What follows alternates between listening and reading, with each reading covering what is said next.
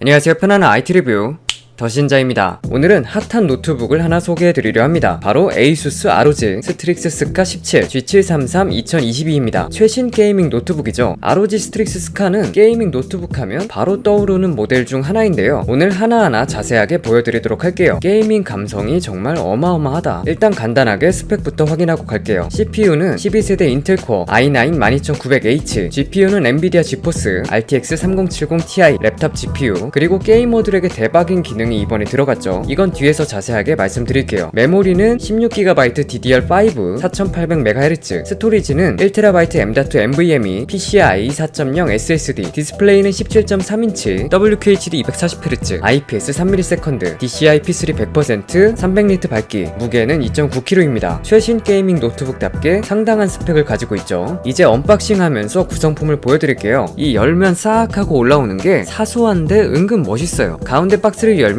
설명서 그리고 키스톤이 들어있어요. 이건 뒤에서 더 자세하게 보여드릴게요. 이거는 교체 가능한 아머캡인데 두 가지 추가 옵션이 기본으로 제공됩니다. 어댑터는 280W입니다. 이제 디자인을 보여드릴게요. 게이밍 노트북답게 RGB로 가득합니다. 당장이라도 게임을 하고 싶어지는 그런 느낌. 상판의 ROG 로고에서도 확인할 수 있고 키보드는 물론이고 합판 언더글로우까지. 알루미늄으로 제작된 커버는 오프 블랙 컬러로 절제된 게이밍 감성이랄까요? 게이밍 노트북 중에서는 상당히 고급진 디자인입니다. 그리고 여기 이건 아머캡으로 교체가 가능합니다. 자석이 있어서 달라붙는 것을 알 수 있죠. 기본 구성품인 아머캡이 두 가지가 더 있어서 총 3개를 바꿔 끼울 수 있어요. 게다가 3D 프린팅으로 뽑을 수 있게 템플릿도 제공하고 있어서 여건이 된다면 제작하여 교체하는 게 가능합니다. 이런 거로 교체하면 완전 개성 있겠죠? 게이머들이 뭘 좋아하는지 확실히 ASUS가 잘 알아요. 이런 거 하나하나가 게이머들에게 어필이 되거든요. 그리고 키스톤, NFC 키로 이렇게 우측에 도킹해서 사용할 수 있습니다. 효과 보세요. 소리랑 키보드까지. 아머리 크레이트 앱에 들어가면 키스톤 설정이 가능합니다. ASUS 계정 로그인하고 커스터마이즈를 할 수 있어요. 섀도우 드라이브 설정이 가능해서 숨겨진 저장 공간을 제공합니다. 도킹해야만 그 데이터에 접근할 수 있게 되는 거죠. 이렇게 자석으로 찰싹 물리적인 도킹 옵션이 있다는 거 별거 아닌 것 같아도 취향 저격입니다. 다음으로 포트 구성을 살펴볼게요. 좌측면에는 USB 3.2 제넌 타입 A 2개 그리고 오디오 잭으로 구성되어 있고 우측면에는 아무것도 존재하지 않습니다. 게임을 할 때 보통 우측에 마우스를 놓고 사용하다 보니 이런 식으로 구성하지 않았나 싶어요. 후면을 보면 보통 이런 거치형 게이밍 노트북이 이렇게 후면에 포트가 있죠. 선 정리하기도 쉽고 게임에도 방해되지 않으니까요. 왼쪽부터 썬더볼트 4, USB 3.2 젠2 타입 C 포트로 디스플레이 포트, PD 충전을 지원합니다. HDMI 2.1도 있고 2.5GB 램 포트, 파워까지 포트 구성은 괜찮게 잘 되어 있어요. 성능으로 넘어가기 전에 디스플레이와 키보드 한번 살펴보겠습니다. 디스플레이부터 보면 17.3인치 WQHD 240Hz, 응답시간 3ms, 어댑티브 싱크 지원, 돌비 비전 HDR, 300리트 DCI P3 100%, 안티 글레어 IPS입니다. 2021 버전과 비교하면 WQHD 165Hz에서 WQHD 240Hz로 더 높아졌어요. 게이머들에게는 반가운 이야기죠. 스펙 자체도 흠잡을 곳이 없는 스펙이고 외부에서 사용을 거의 하지 않는 게이밍 노트북상 300리트 밝기라면 사용하는데 전혀 문제가 없는 밝은 밝기였습니다. 디스플레이는 상단, 좌우 베젤이 상당히 얇아 게임할 때 몰입감이 좋았고 다만 웹캠이 존재하지 않습니다. 보통 게이밍 노트북의 경우 웹캠이 없는 경우가 있는데 필요하신 분은 ROG 웹캠을 별도 판매 중이니 더보기란 링크 확인해보시는 것도 좋을 것 같습니다. 키보드는 키별 RGB 설정이 가능합니다. 역시 아머리 크레이트에 들어가서 커스터마이징을 할 수 있고 키마다 상세하게 설정이 가능하므로 나만의 RGB를 만들 수 있어요. 저는 이렇게 반은 무지개, 반은 브리딩으로 만들어 봤습니다. 키보드를 보면 상단에 전용 키 5개가 존재하는데 소리 조절 그리고 음소거가 아니고 마이크 끄기 옵션이 있습니다. 보통은 음소거겠지만 게이밍 노트북답게 마이크 옵션이 있어요. 확실히 게임이 어떻게 돌아가는지 잘 알고 있죠. 짬밥이 상당하다. 그룹으로 게임을 할 때 보이스를 쓰기 때문에 이런 마이크 옵션이 있는 거죠. 네 번째는 성능 모드 전환을 바로 할 수 있는 버튼, 다섯 번째는 아머리 크레이트 바로 가기 버튼입니다. 밝기 조절은 3단계 조절이 가능해서 밝게도 사용이 가능했고요. 키보드 타건감은 적당한 스트로크로 누를 때 크게 부담이 가지 않았습니다. 빠르게 타이핑이 가능하며 손에 달라붙는 쫀쫀한 느낌이라고 보시면 되겠습니다.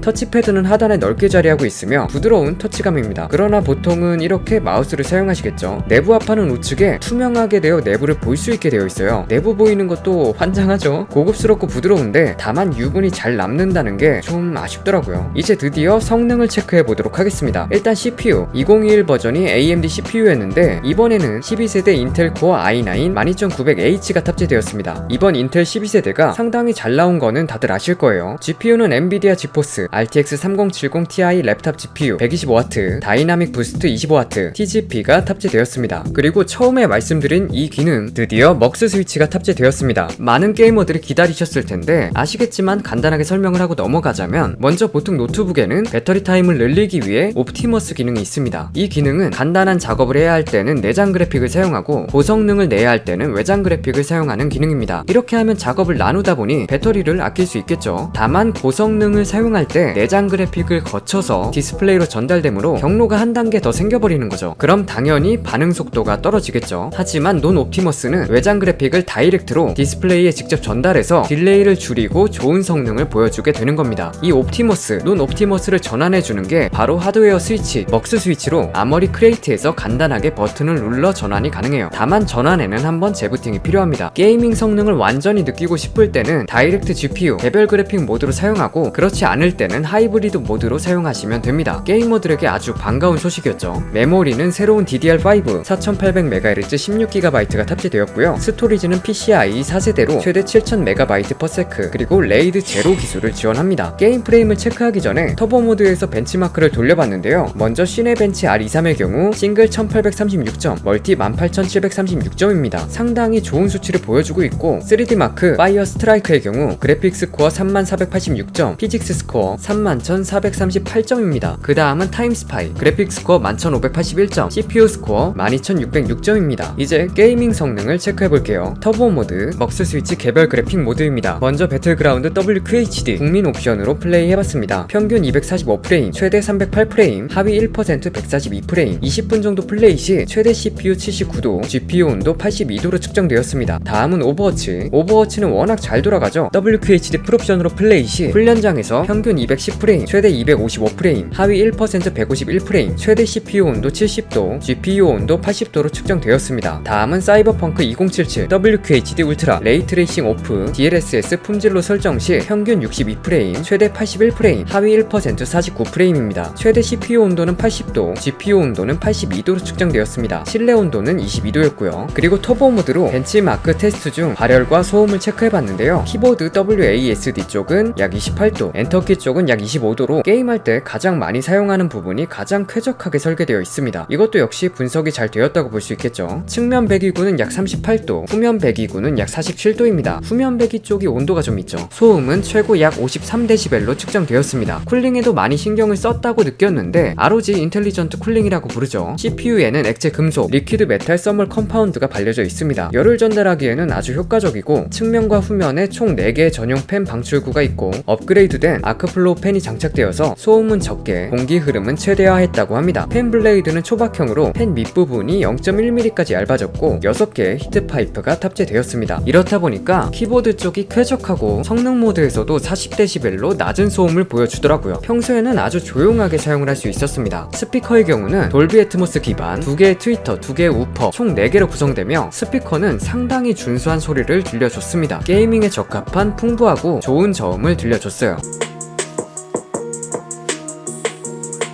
배터리는 90W의 배터리가 탑재되었고 280W의 어댑터로 30분에 50% 충전이 가능합니다. 최대 100W PD 충전이 가능해서 외부에서 사용할 때 100W 충전기로 사용하시면 될 것 같습니다. 물론 2.9kg의 무게를 가진 게이밍 노트북이라 보통 거치, 시즈 모드로 사용을 하겠지만 혹시나 외부에서 사용한다면 PD 충전으로도 문제없이 사용이 가능했습니다. 그 외에 와이파이 6E를 지원하고요. 자, 에이수스의 ROG 스트릭스 스카17 G733 2022 어떻게 보셨나요? 더 뛰어난 성능에 더 좋아진 디스플레이 스펙, 게임 시 어느 정도 발열이 있었지만 쿨링 시스템이 잘 구성되어 있어서 터보 모드로 게임 시 키보드 쪽은 꽤나 쾌적한 상태였습니다. 또 먹스 스위치로 게이밍 유저들의 니즈를 충족시켰고 게이머들을 잘 아는 듯한 여러 게이밍 감성이 곳곳에 있어서 역시 스카는 스카다 라는 생각이 들었습니다. 제품이 더 궁금하신 분은 이 영상과 함께 더보기란 링크도 확인해주세요. 오늘도 끝까지 시청해주셔서 감사드리고 준비한 영상은 여기까지입니다.